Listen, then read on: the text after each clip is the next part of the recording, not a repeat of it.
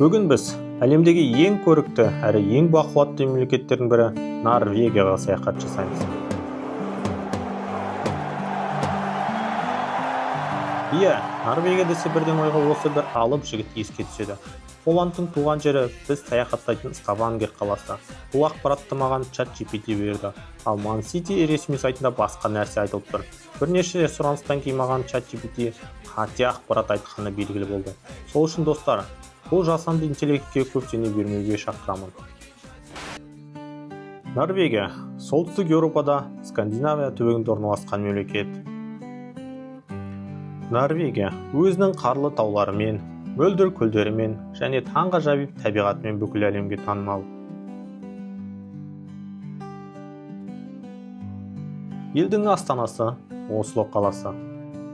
Ал Норвегиядағы ресми валюта Норвег кронасы. Елде шамамен 5-6 миллион адам тұрады. Ал енді Норвегия туралы жалпы ақпараттан сапарымыздың негізі бағытын өтейік. Біз елдің оңтүстік батысында солтүстік теңіз жағалауында орналасқан Ставангер қаласына жол тарттық. Ставангер қаласына жеттім. Әрине дегенде өйткені сағат 8-де жетім керек болған ғой. Оған самолет қонбады, ауа райына байланысты. Берген деген қалаға барып қонды да. Берген деген қаладан бізді автобуспен әкеліп тастады. Бірақ бір приколы, олар сол бізді адамдар түсіп тастады, сол самолет қайтадан ұшып келді осы Ставангерге. Осы Ставангерден адам алып кетті. Менің досым негізі осы сол Визаир деген компанияда жұмыс жасайтын болған, содан сұраймын ғой. Неге бұндай болды деп ше, неге олай істеп жатыр компания деген сияқты. Ол адамдар дейді, мысалы ұшақпен қайтып келеді дейді Ставангерге, бірақ қонбай қалуы мүмкін дейді, өйткені ауа райына байланысты. Олар қонбай қалса, сендерді қайтадан Польшаға алып кетеді ғой дейді. Сондықтан олар сендерді бергенде түсіріп тастайды, содан кейін Ставангерге барады.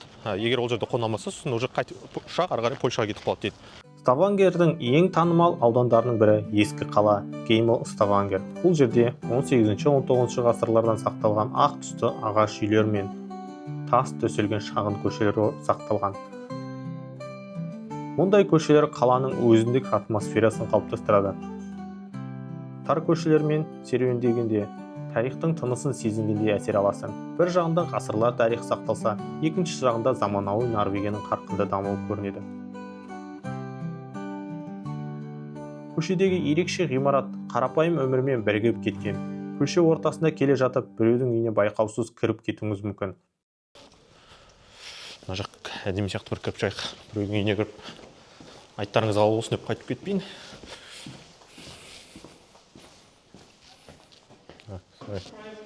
Окей, sorry. Ят болды ғой. Біреудің үйіне кіріп кеттім ғой. Жалыққан сияқты ғой, туристерден шаршаған шығар бұларды да. Мына көшеде тұратындар. Туристер көп келеді ғой мына жерде. Жалпы қалаға жыл сайын 800 мың мен 1 миллион арасында турист келеді екен. Ал қазіргі уақытта туристер аз болып тұр.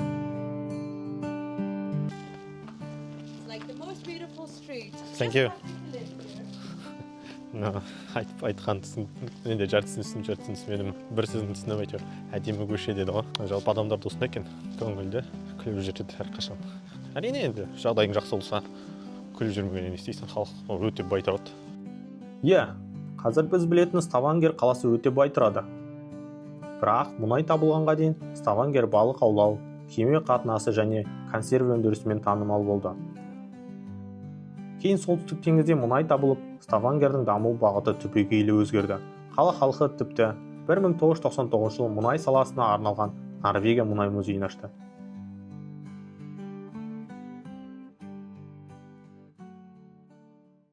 Қалада светофор өте аз, жоқ десе де болады, мүлдем. Біреу ғана көрген шығармын, түстен бері жүргелі бері. Және бәрі тоқпен жүретін электронный машиналар бұл жақта. Бірақ ішіндегі көбісі Tesla екен. Бұлай бензинмен жүретін машиналарды өте аз көрдім, бір сөзбен айтқанда ше. Негізінен сол электронный машиналар бәрі. Өйткені Норвегияда табиғатқа өте қатты мән береді бұлар ше. Ластау жағынан, тазалық жағынан, жалпы бұлар табиғатты өте жақсы бір сөзбен айтқандар алақанында ұстайды ғой. Бағана келгеннен бері байқағаным, бұл қалада жалпы орысша сөйлейтіндер көп екен. Өйткені автобустан түсе қалып, біраз жер жүргеннен кейін 4-5 баланы көрдім, орысша сөйлеп кетіп бара жатыр. Сосын хостелге бардым. Хостелге барып бір француз жігіт бар екен, онымен таныстым. Ол жаққа жұмысқа келген ба, сонда бірдеңесі бар екен. Дұрыс түсінбедім негізі. Сосын тағы бір жігіт келді, оның артынан мен заттарымды реттеп жатқанда. Ол душқа кіріп кетті. Сосын душтан шыққаннан кейін ана француз жігітпен сөйлесіп жатыр екен, да.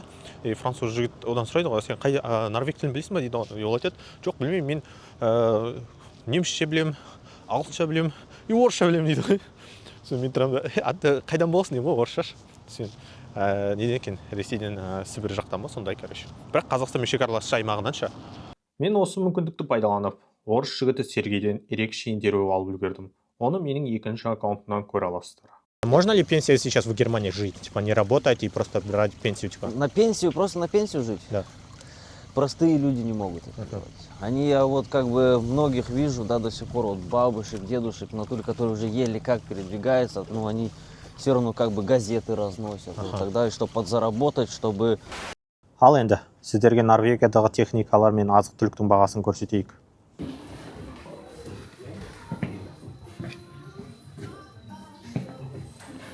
iPods Max 6490 крон ба? 17 Pro 15900, 17 Pro Max 17999, 10990. Торговый домлары сияқты кіріп шыға ішіне. Интернеттен қарап едім, солай көрсеттім. Маған супермаркет керек та. Үйге жейтін анамнан тамақ алайын деп қазір. Нью-Йоркер бар екен, жалпы Нью-Йоркер ол Еуропада жалпы бағасы арзан дүкендердің бірі болып саналады. Енді ішінде жақсы киімдер бар. Мына фирманы білмейді екенмін.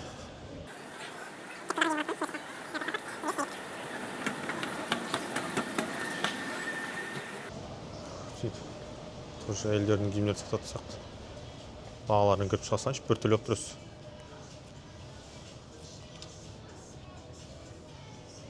Джемпердің бағасы еуромен 30 еуро.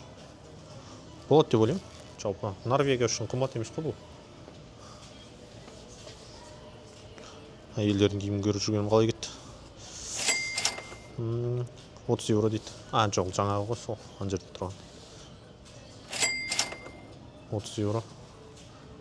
Болады екен бағалары жалпы. Мен бір қатты қымбат па деп ойлап едім.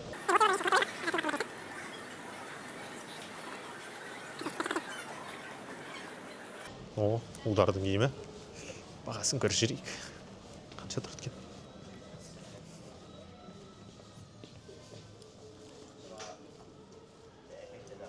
Шалардың бағасы.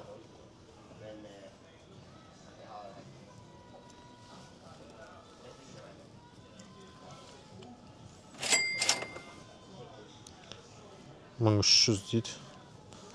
Норвегский крон.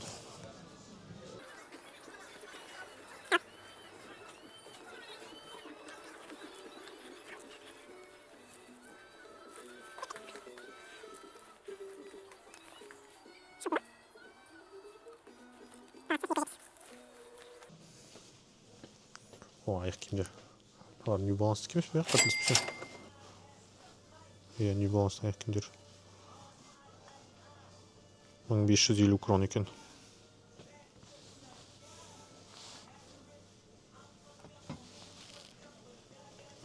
Жаңа мен мұн жақтан 2 этаж ба? 1 этаж шығып көтерілдім ғой. А мұн жақта жер болып тұр ғой.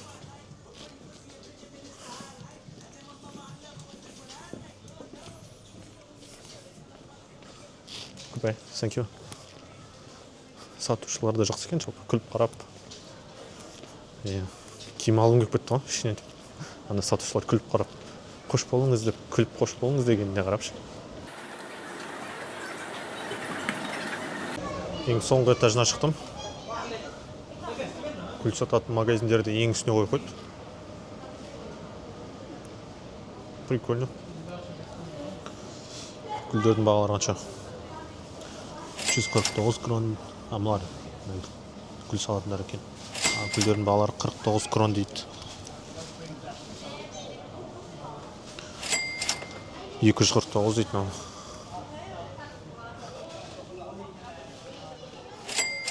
$49 крондар екен шоколадтарында.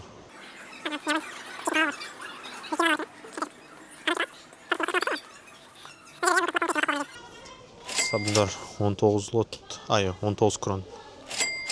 Шампундар 34 крон.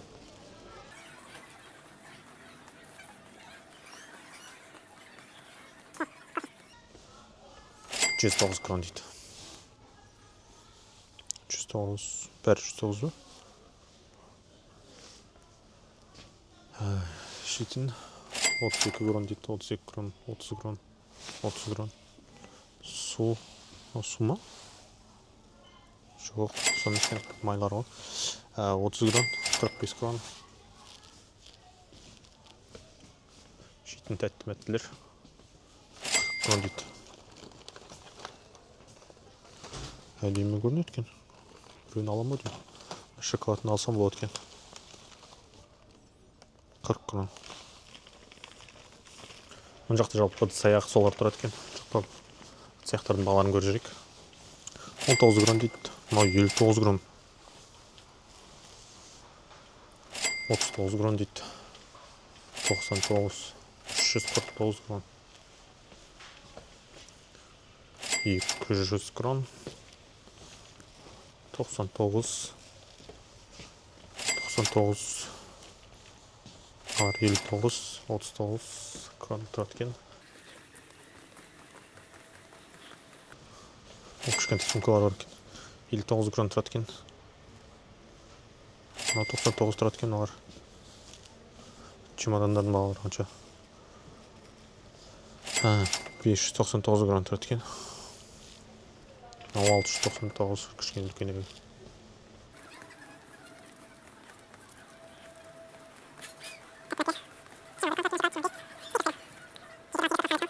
Он алтыда 90 крон тұрады екен. Мынандай 19да 90 крон тұрады екен.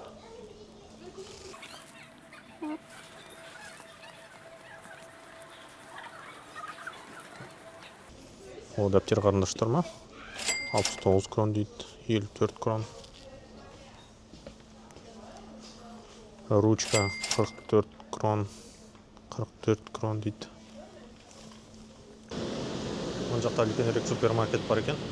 Жалпы выбор көп. Сағат 12-ге дейін ашық. Морковтардың бағалары 25 крон. 1 килограмм 18 крон екен.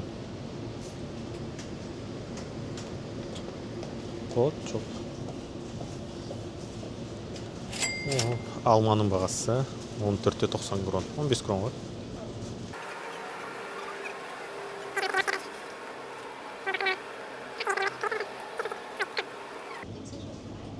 Шымыртқалар 57 крон дейді. 13.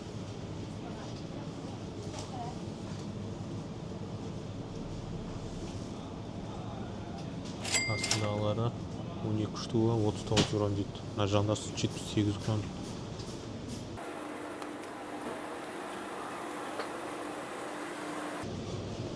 Картошканың бағалары 4 килограмм 52 крон екен. Точно картошканың бағасы ма? Білмеймін. Бананның бағасы 19 крон екен.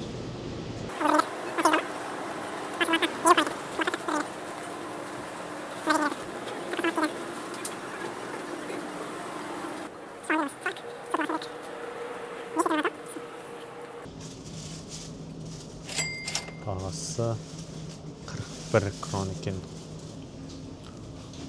Мұн жақтан таптым 2 литрлік суларда. Газированный бар ғой, мынан бәрі. Онда газированный. Мынау не газированный. Бұның бағасы 1,5 литр. 30 крон ғой, я. 30 крон.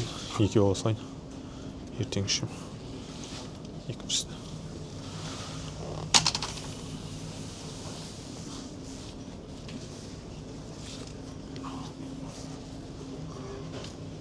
Бұл жақта арақ шырақтар тұр, біз қарайтын жақ емес. Мына багеттелерді айтсаңыз, креветкемен екен. Мынаны жек көру керек креветкемен.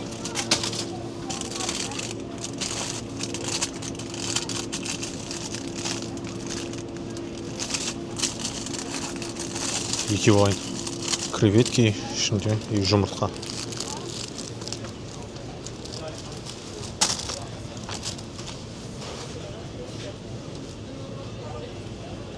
В принципе болды. Басқа алатын жоқ. 2 су, 2 спагетти алдым креветкемен, жұмыртқамен. Жаңа бағанағы кірген магазиннен шұғылап шалып алғам. Сонымен қазір ыстық тамақ плюсіне ішіп алуға болады. Тәтті бар, үші тағы бар. Жетеді жалпы. Мені бір таңғалдырған нәрсе, қалада еркін өз ойыңды айтып, митингке шығуға болады екен. Ешқандай қан төгіссіз, бәрі бейбіт түрде.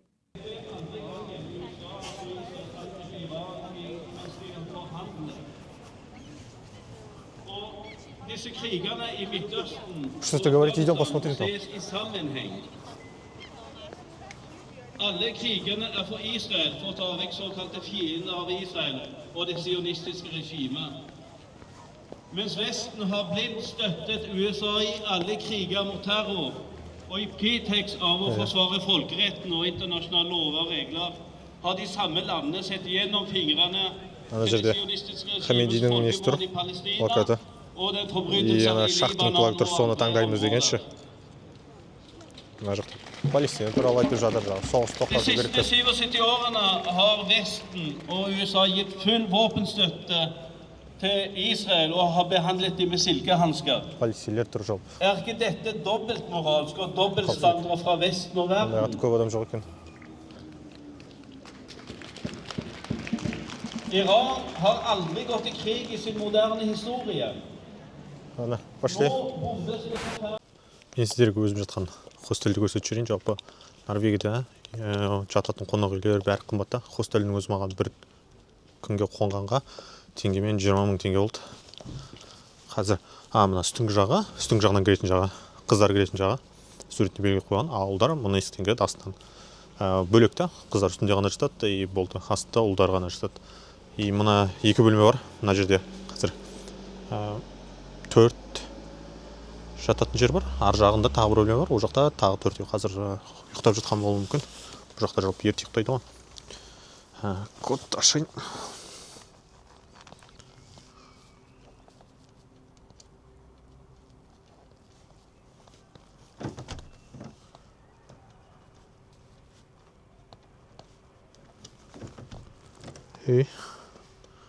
Ашылмай тұр.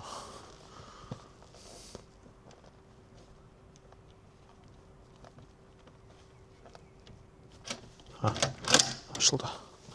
Әрине аштым ғой есікті. Ақша экономдаймын деп пакет алмай сумкаға салып, сумкаға симан суларды қолыма ұстап алған ғой. Что-то ыңғайсыз болып отыр.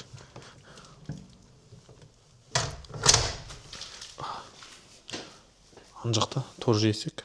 Трассаға шығасың. Ар жағы есік та. Бұл біздердің бөлме кіретін. Әзір. Сіздер көрсетемін, жігіттер ұйықтамаған шығар. Аяқ киім шешетін жер.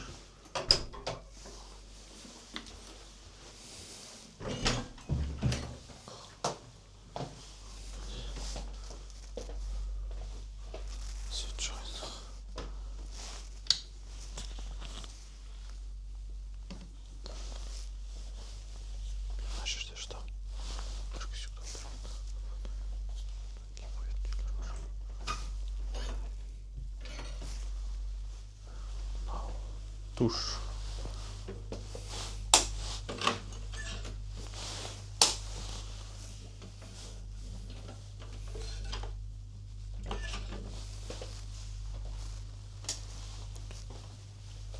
Екінші бөлме.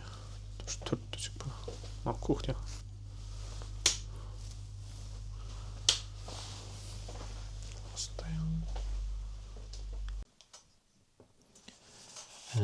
Креветки мен жұмыртқа қосылған багетті жеп көрініп отырмын. Дәмі қандай болады екен.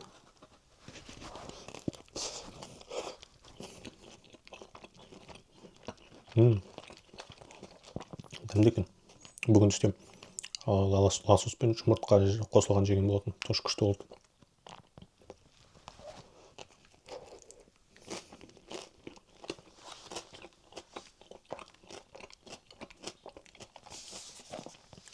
норвегтер сияқты жасау керек қой багет дейді. Жасасаңшы.